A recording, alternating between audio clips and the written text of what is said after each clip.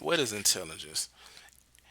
Intelligence can be defined in many different ways. And after this presentation, I hope it gives you a better understanding of intelligent, where the word comes from, a brief history about the word intelligence, and hopefully it will give you a better perception of how to use the word intelligence. Now, briefly, a brief history of the word intelligence. The concept of intelligence is relatively new. It was unknown a century ago, though it comes from older Latin roots. It comes from entering between with legere to bring together, gather, pick out, choose, catch up, catch with the eye, read, which means intelligere, to see into, perceive, understand. And Professor Francis Galton, he received the term in the late 19th century. He argued for the innateness of this. Another brief history of intelligence moment. Some objected to the innateness bias and suggested the term be replaced with general scholastic ability or general education ability. However, this did not catch on. Most theorists today possess the construct of intelligence that is independent of education. Defining intelligence. Why would defining intelligence? Intelligence has been defined in many different ways by many different professors, and as you can see, uh, from 1916, the first professor, Professor Bonnet, he defined it as the capacity to judge well, to reason well, and to comprehend well. Whereas way down in 1921, Professor Thurstone, he defined it as the capacity to inhibit instinctive response, imagine a different response, and realize the response modification into behavior.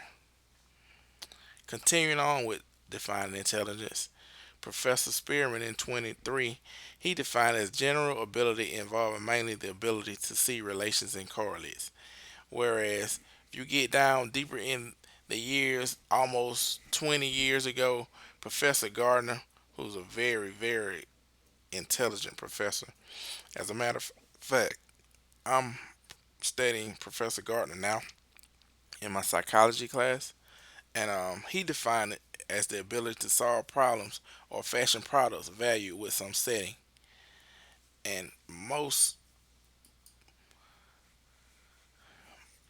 psychologists and researchers have could not agree. They could not agree on this term intelligent. And intelligence is used not only in humans, it's also used in non-human animals, and it's also used in plants as well. So you got the many different aspects and structures of the word intelligence. Okay, going back to defining intelligence, you can take your pick of definition, but most of them agree that intelligence has to do with related capacity of learning from experience and adapting to one's environment. So think of a person lacking either of these, and you pick out people who seem to lack intelligence. Note, however, that very few normal tests of intelligence really demand subjects to do either of these. Defining intelligence. Again, we're just going to factor analytic studies from Sternberg in 81. And he said, basically saying they emphasize practical problem solving and social competence as signs of intelligence, along with the factor load on verbal ability. Okay. Uh, Does IQ matter? IQ does matter to some people. And to me personally, I think it does matter because I think it lets you know the type of intelligence, the type of level that the person that you're on. A lot of people they say that would be a prejudice statement, but for me, I think that the IQ does matter.